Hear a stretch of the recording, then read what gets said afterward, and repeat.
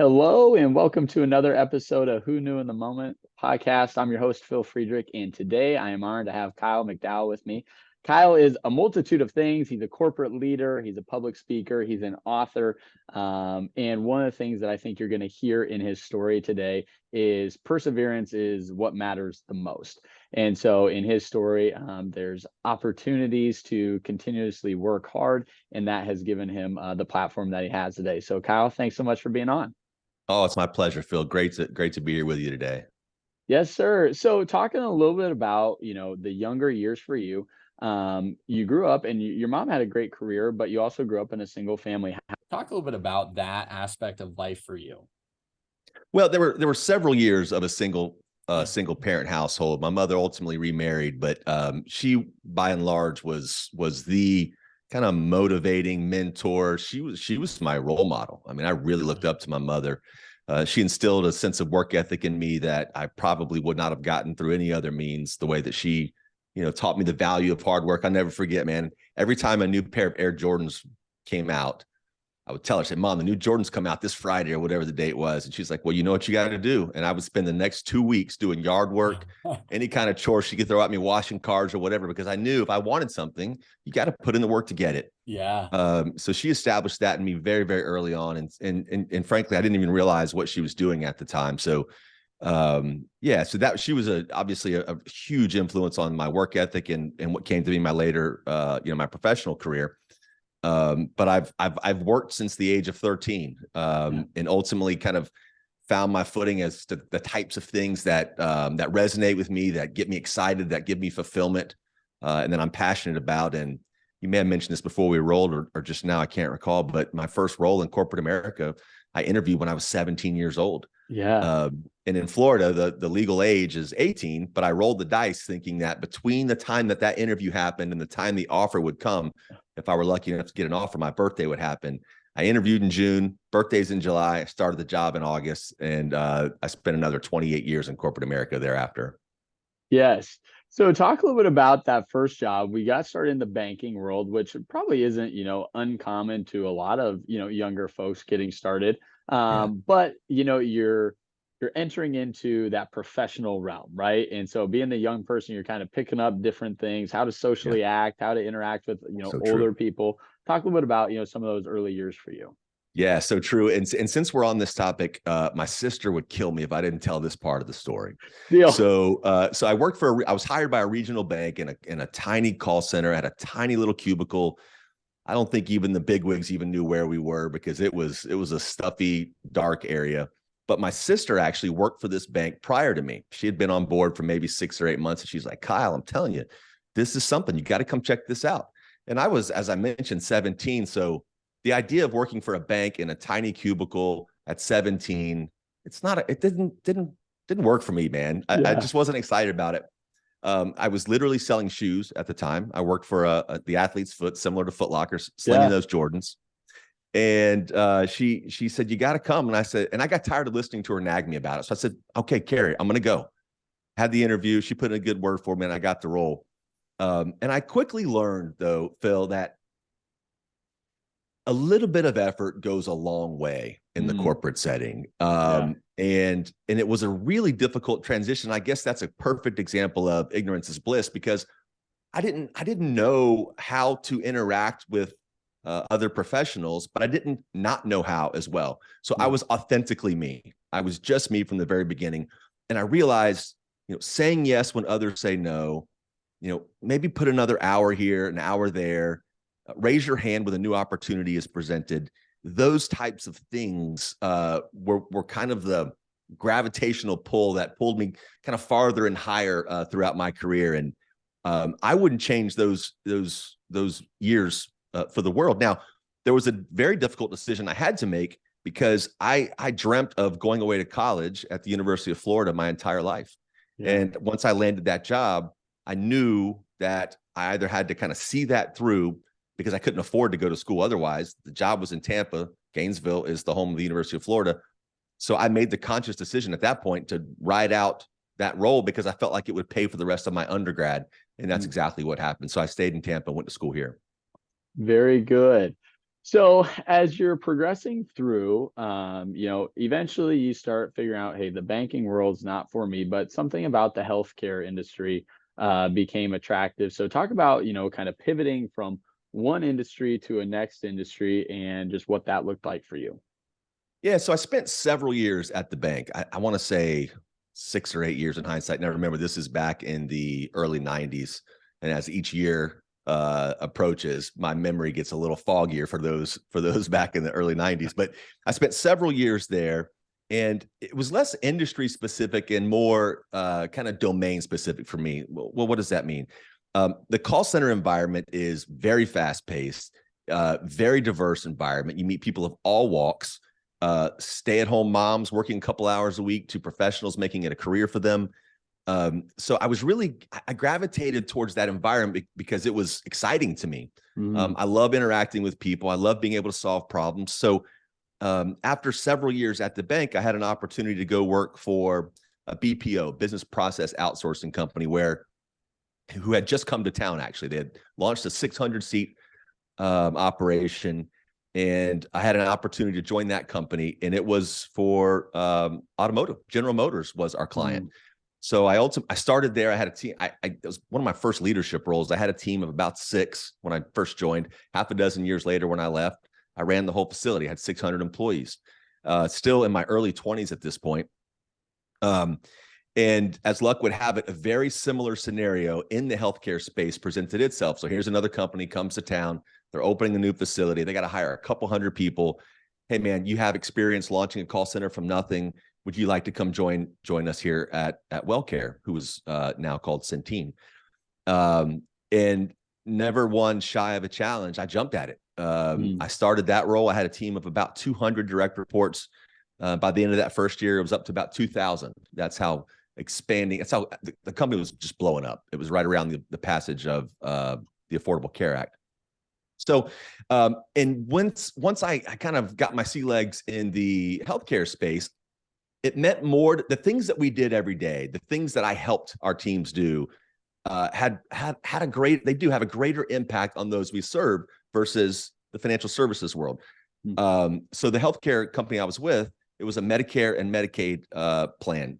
And back in Yeah. those days, when cell phones weren't as prevalent as they were, man, when somebody calls the Medicaid line, it's likely that's the only call they can afford to make that day, because those calls Mm, come through on payphones mostly if you didn't have a landline back in those days. yeah.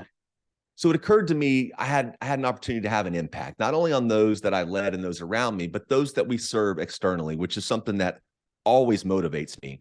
I'm a consumer, you're a consumer. I hate bad consumer experiences, especially in the healthcare space. So anything I could do to help others along their journey, as well as advance my own career, I would do that. Um, but it was about, I want to say, maybe 10 years into the healthcare ride, my mother got very sick. We found out in February of one year, I'll probably get the year wrong, 2011, I believe. She got very sick with cancer, ultimately passed away from it about 9 months later. But it was her journey of those 9 months that told me I was in the right space, Hmm. because the healthcare system was not then, and still is not today, easy to navigate, Yeah. particularly for those with really, really serious illness. And I remember helping my mother navigate from doctor to doctor, physician, getting readouts of reports that we didn't understand. We never quite even understood her prognosis until it was too late. So that is when I made the decision that I wanted to stay in that space, Hmm. because I didn't want others to go through similar experiences if I had an opportunity to help. Now, that certainly translates into my business life, because every interaction that I have with my employees at the time, or new initiatives we were rolling out, or dealing with escalations from consumers that had bad experiences, I could Yeah. put myself in their shoes, man. I could relate to their challenges, which made me, I think, work harder, and hopefully it drove better outcomes for everyone involved. Yeah. So let's dive into a couple of different topics there. So number one, working through a corporate structure, I feel like sometimes, you want to give that great experience, but maybe it's not the overarching theme of the company, right? Or it's not, felt from a top-down standpoint, but you felt like a personal connection to that. And so my my guess is regardless of what anyone else was doing, you were tied to that. So talk about having a passion and, being able to do, what you believe is right and best regardless. So true, man. Well put also. I think every one of us can relate to those human stories, right? We've all had a Mm, sick relative, a sick friend. In my case, it happened to be my mother. It was the first real instance of loss that I'd ever experienced, and it, yeah. changed me profoundly. Um, and I'm not, I pride myself on authenticity and transparency, workplace and outside of the workplace. So as I would approach difficult scenarios in the workplace, and I could draw a parallel or some type of similarity that I was experiencing or my family was experiencing, I would share that with those on my team. Yeah. Um, if I were dealing with an escalation of a consumer that was having a rough time navigating our company, I would take those escalation calls and talk to people to try to help them get to the bottom of their issue, or at least hear them out if they were, kind of disgruntled about whatever experience they were having. And I would again relate my experience.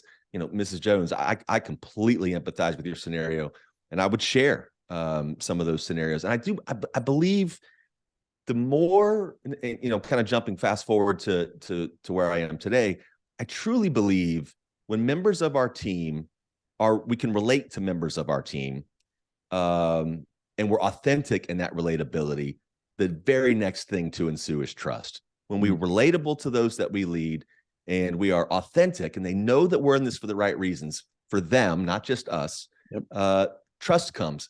So over the course of, since my mother's illness and kind of continuing to move up the corporate ladder, I became more and more just so dead set on being open, honest, transparent, and relatable, Yeah. of all things.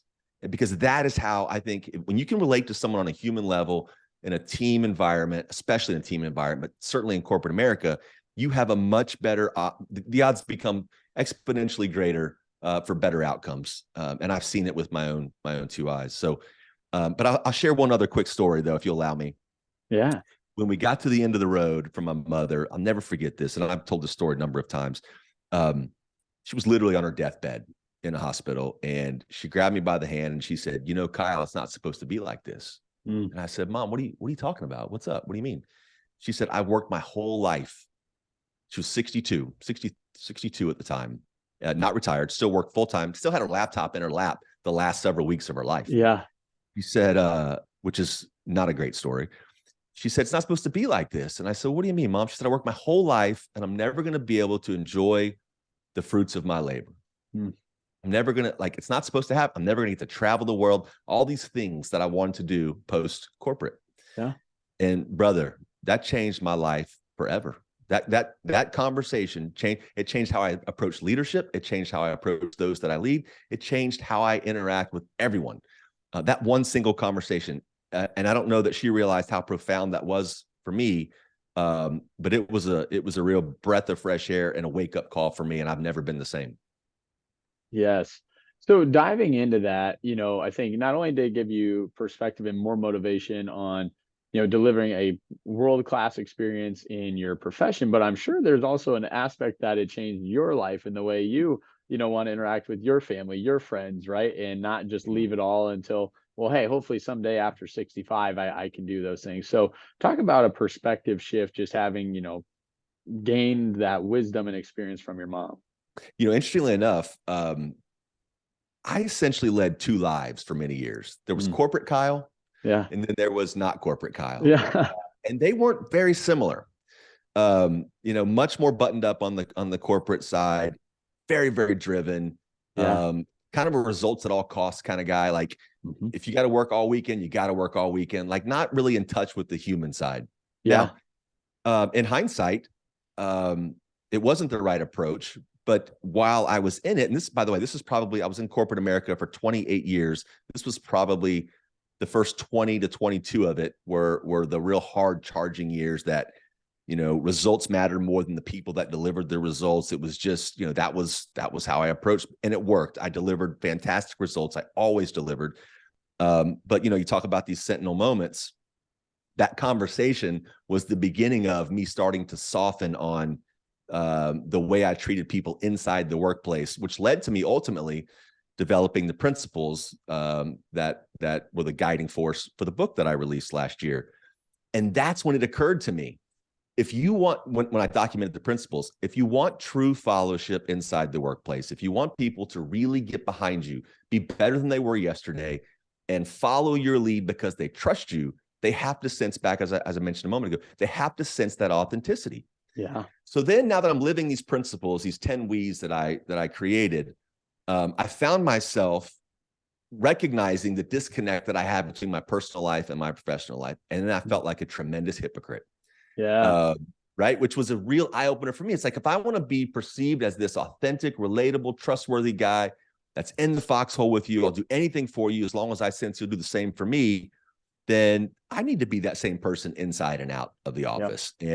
And that's where I really had the biggest epiphany of my life, was when I recognized the value of the human connection inside the workplace over the KPIs. Because if you nurture those relationships, the KPIs come, the results come, and I'm living proof of it. And that is, and hopefully we can get into that story in a bit. That's when my life really took off.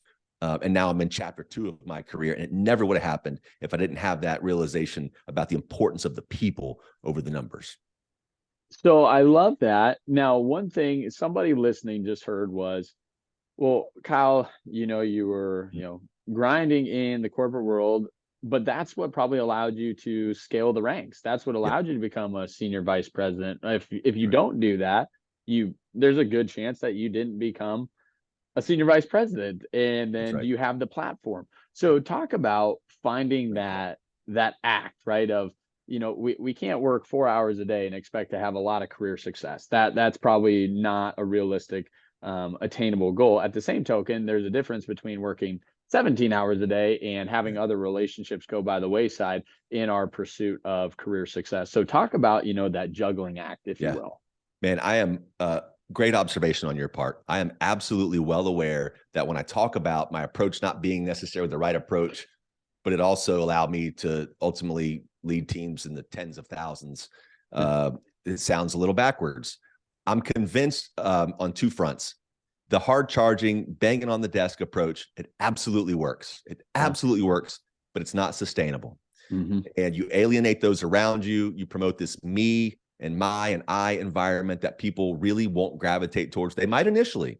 Yeah. And I had a lot of that. I had a lot of followers early on in my career. They didn't stay around for very long, though. Mm. So that's one realization. And the second realization, or that I'm adamant about, is when you conspicuously invest your time and energy into those around you, those on your team, those that you're responsible for kind of leading, the fellowship is more authentic, it lasts longer, and I put a line in the book that I'm still very proud of. It's colleagues become friends, friends become family. Mm. And here's how I prove that. So when I had this epiphany about the hard charging thing being kind of the secondary approach, Yeah. um, I created an environment with the team that I led at the time where there was no leadership gap. My obligations to them were the exact same as their obligations to me. The expectations were the same. And I started to notice results were coming more easily because we were more connected on a human level than we were on a boss and subordinate level. But here's the quantifying point for you. I left that. So this realization when I wrote those principles was 2017. So we're almost 7 years later.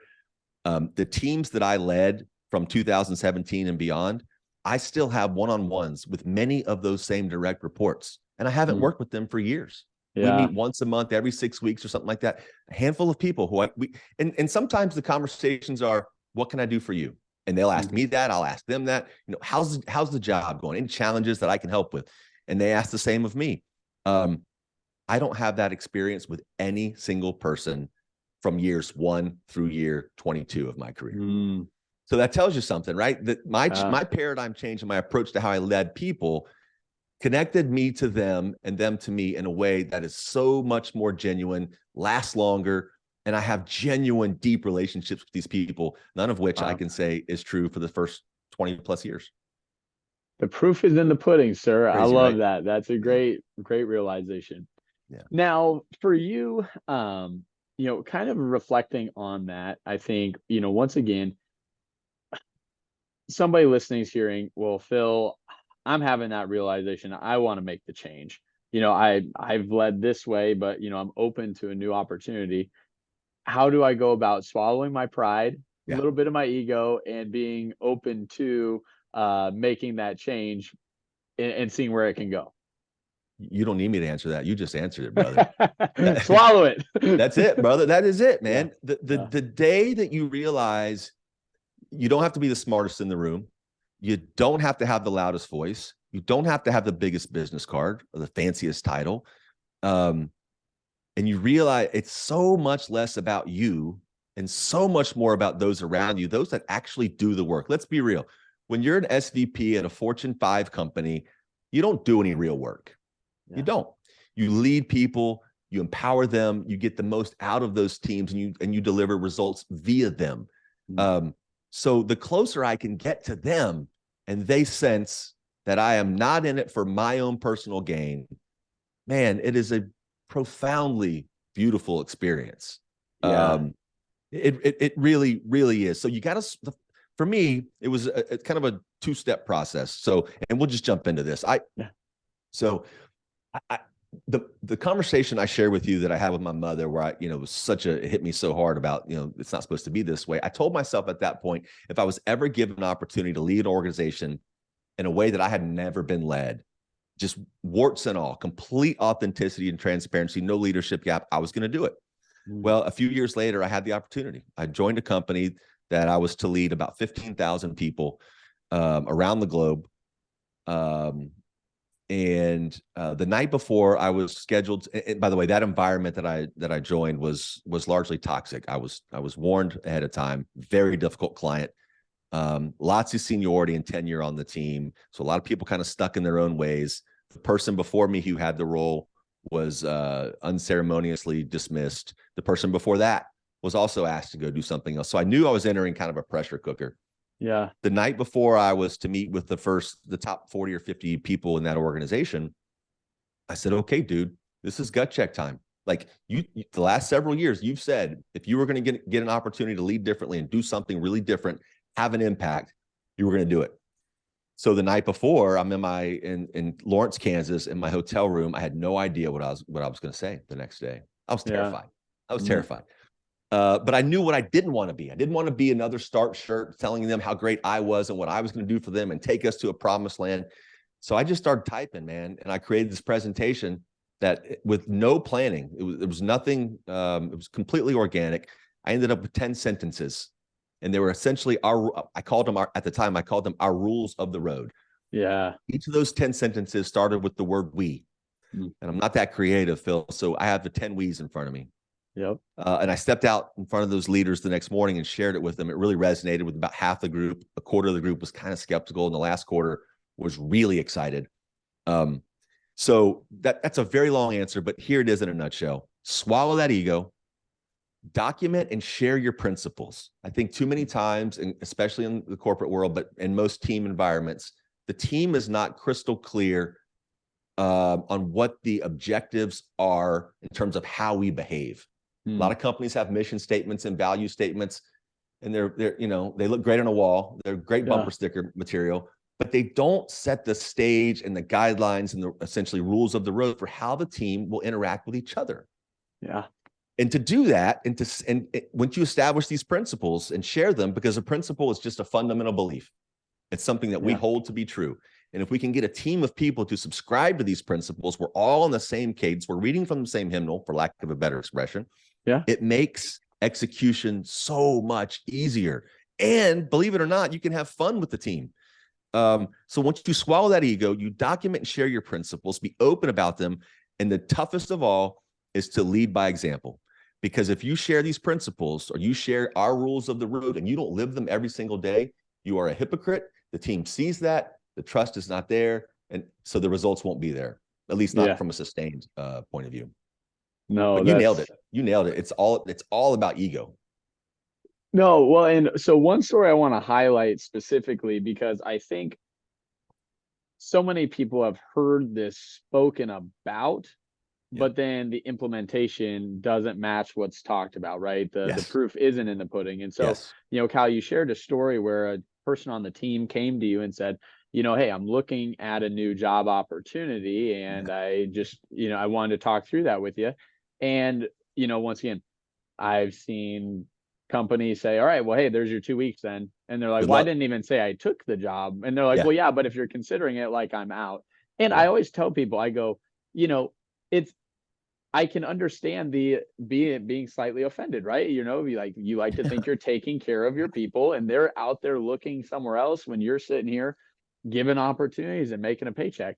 But at the same token, if we are truly looking out for the best of all parties, that means you have to slightly remove your selfish desires for Yes. for them and Yes. say, well, what's best for you. So talk about that story and just, how that actually living, breathing example speaks to the 10 weeks. Yeah, man. Well said. And you have clearly done your research.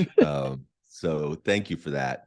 Yeah, you bring up a great story. And this was luck. I didn't lead this way intentionally, but this was just luck because I genuinely cared about this one fella, because this is way before the realization in the 10 weeks. I had a Okay, gentleman on okay. my team. Yeah, way before. I had a gentleman on the team.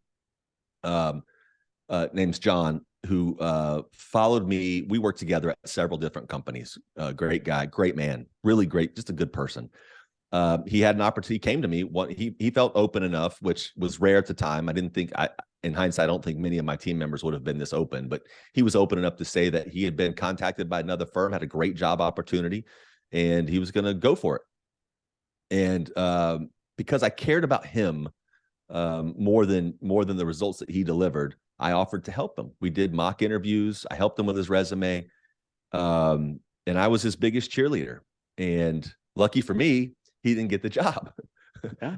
Not so lucky for him, but lucky for me, he didn't get the job. But Phil, the beauty of this story is, what do you think his loyalty to me was after that entire experience?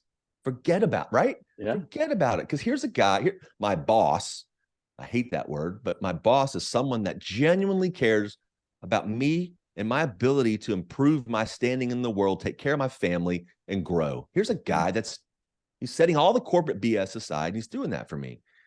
And that's an experience that I'll never forget, because and we're still buddies to this day. I'm supposed to have lunch with him this Friday. And this was so many years ago. Now, a more recent story that I was more kind of purposeful about it, I think, is probably worth sharing with your listeners. And it speaks to the point of, hey, this looks great on paper. We're 6 months down the line, and reality is very different. Like, that's why I closed my last part saying, my lead by example. You must lead and live these principles every day. Yeah. So when I unveiled these principles to those top 40 or 50 leaders, one woman in particular was incredibly skeptical. She was, and she was a direct report of mine. Very difficult. And I've shared this story a number of times, but it's worth sharing again. She ran an analytics department. She had a team of, not analytics, she ran like a program management team. They had, I think in total, she may have had 100 employees under her organization. And I said, Julia, I need to take a look at, I forget the exact topic, but send me the Excel document, because I wanted to look at some form. I'm an ops nerd. I needed to see the formulas. I need to see how these numbers come about, because I was skeptical and I was new and I was trying to learn.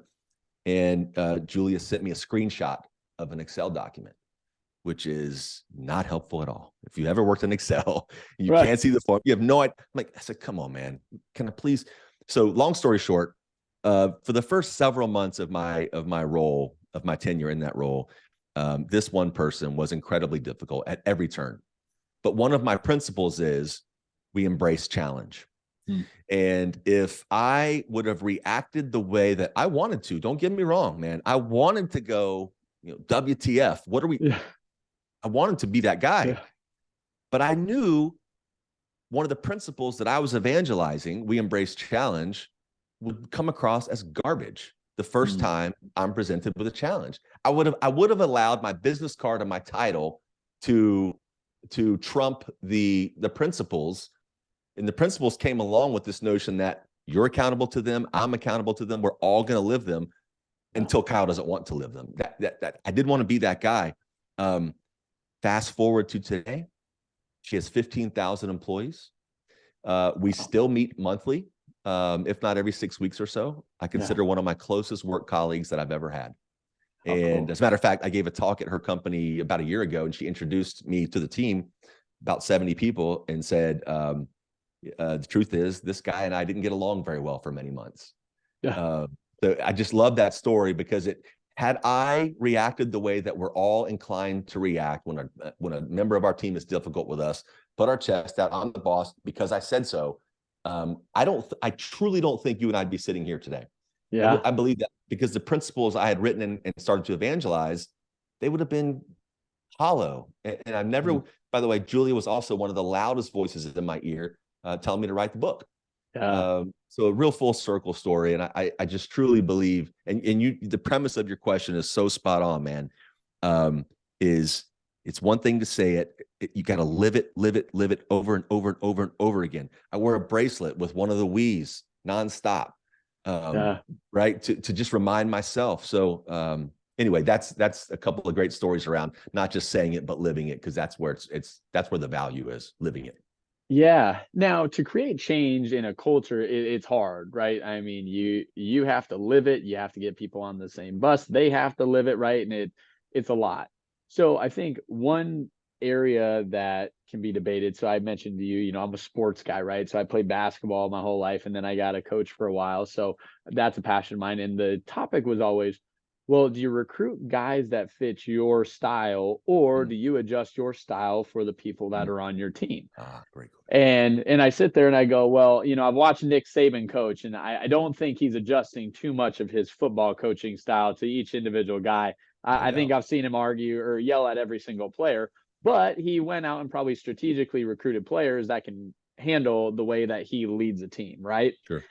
On the flip side, there are people that, hey, I know that this specific person on the team needs this type of a pat on the back, and this person is more like, hey, praise me in public, but have the tough conversation behind closed doors, because if not, I'm gonna get into a mental headspace.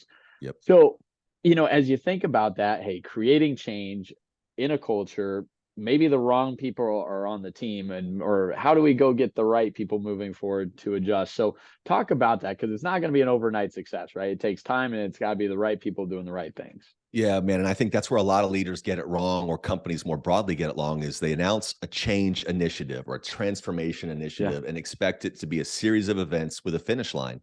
And it's just not so. The cultural transformations and, frankly, transformations of any kind, personal, professional, otherwise, if you want to lose weight, go to the gym one day, you see no difference the next day.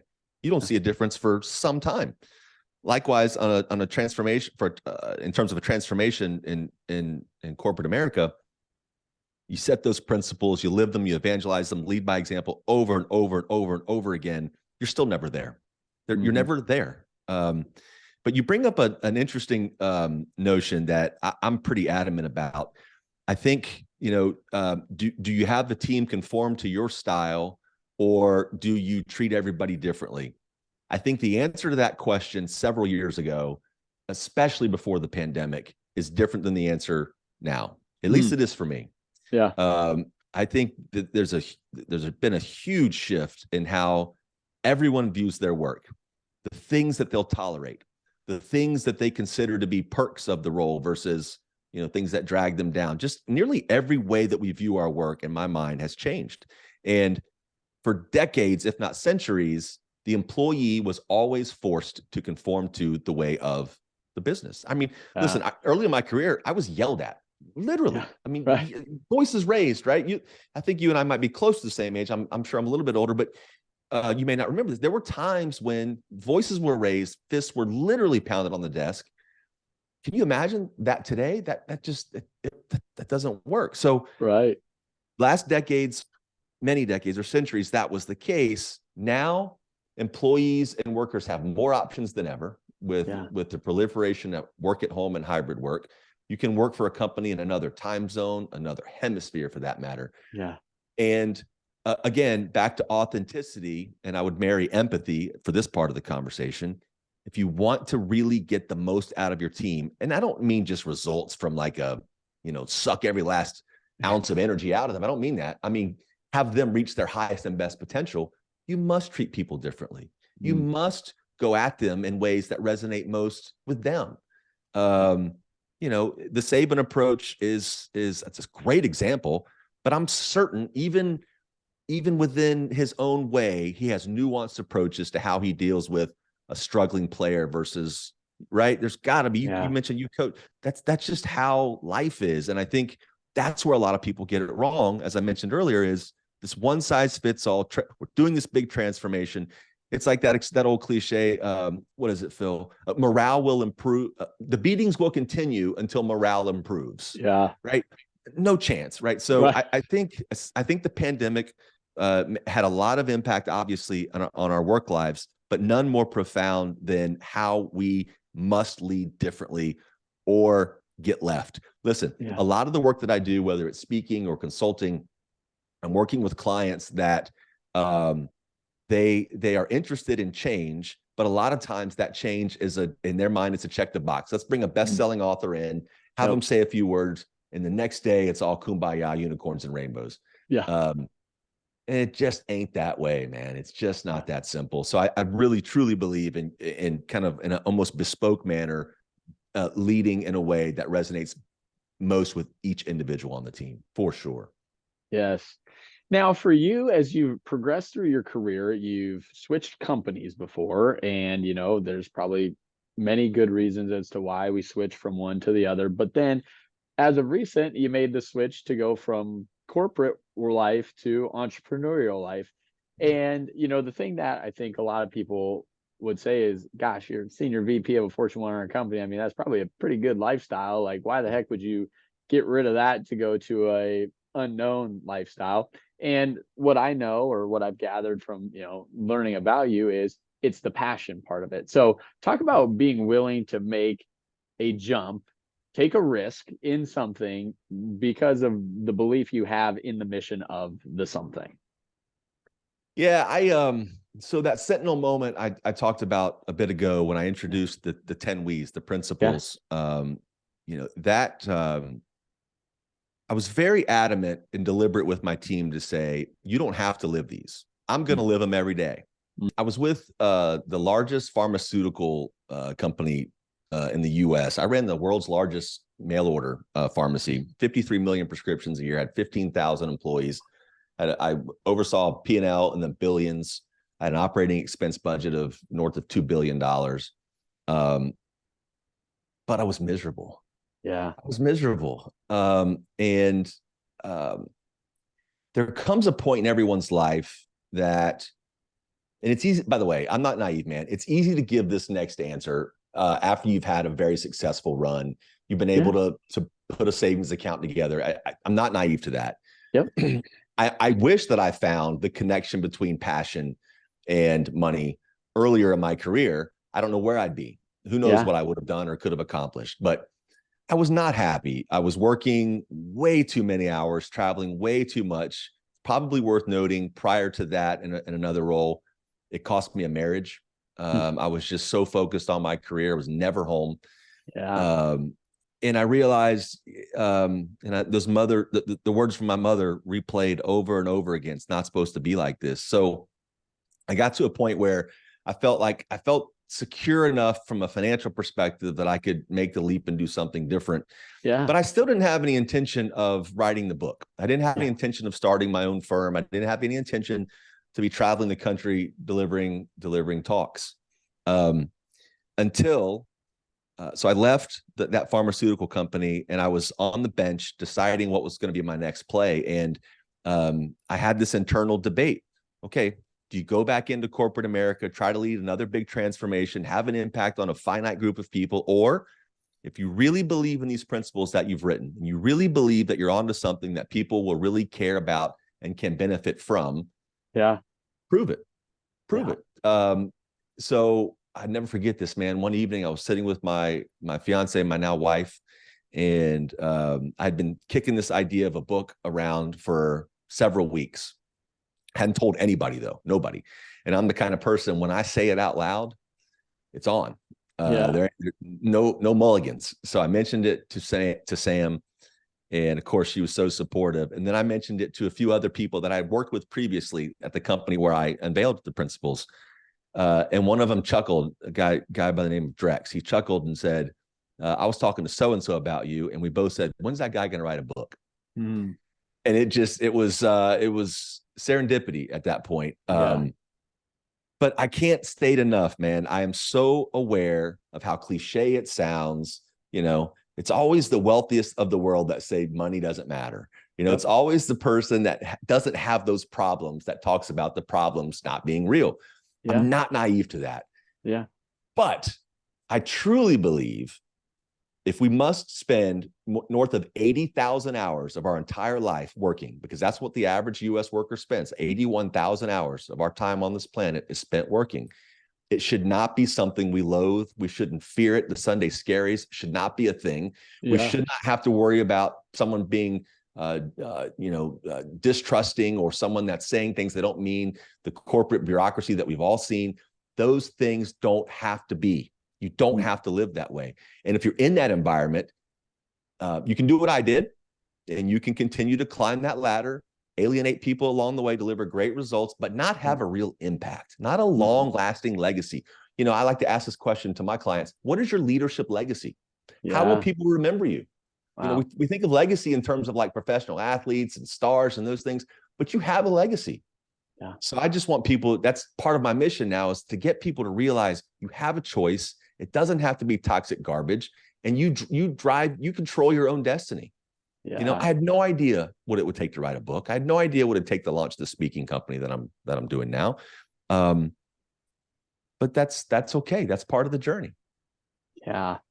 Well, and we're not just launching the book. The book has had tremendous success in Wall Street Journal, Amazon, best-selling, author.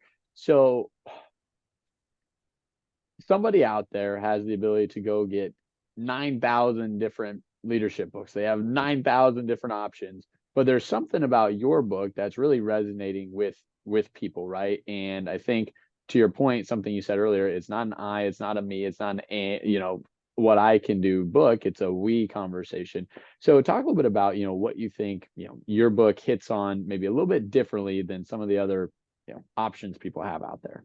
Yeah, that's something, Phil, I'm very, very proud of. I went to the School of Hard Knocks, as we've talked about. I graduated with an MBA from one of the best business schools in the world, learned lots of really great academic, theoretical, data-driven leadership strategies.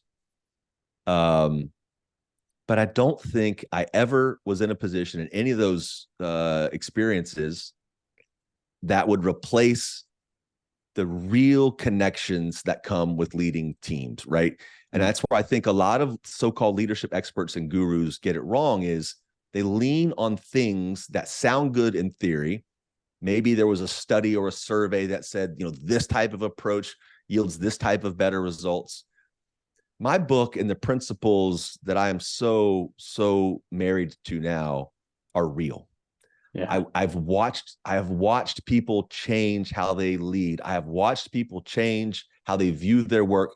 I've watched results become so much better, all through this we approach. And the woman I mentioned earlier, Julia, it's interesting. The book didn't even have a name yet. By the way, the book is Begin with We. Decision to write the book. And Julia, the woman I mentioned earlier, I had a number of titles I was considering. I spoke with her one evening and I said, I'm thinking about Begin with We. Yeah. She said, that's it. That's what you did with us. I said, what do you mean?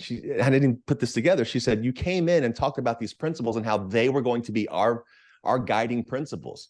You never mentioned yourself one time. You didn't talk about what you could do for us. It was always we, Kyle. You began with we with us. Yeah. So to answer the question a little more succinctly, the principles are real. I've seen them work. I've watched them change. Phil, I've had complete strangers reach out to me and say it's impacted their work lives. I've had more than one person reach out to me, complete stranger again, and say it's changed how they raise their children, which, man, that is one of the more profound, most humbling things I could have ever asked, when you have that great of an impact on someone, that it changes how they raise their children. Yeah.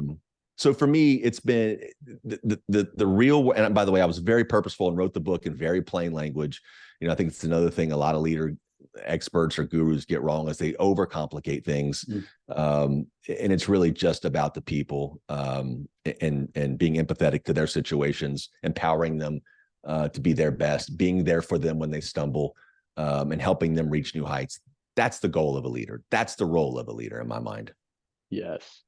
I love it. Well, Kyle, I want to say thanks for just sharing your story and all the pivotal moments that have led to where you're at. And the thing I'm probably most excited about is where we're at today. We're gonna have to record again in like 3 years where we can highlight, all the amazing things that you've been able to do since then. Probably book number two and share those as well.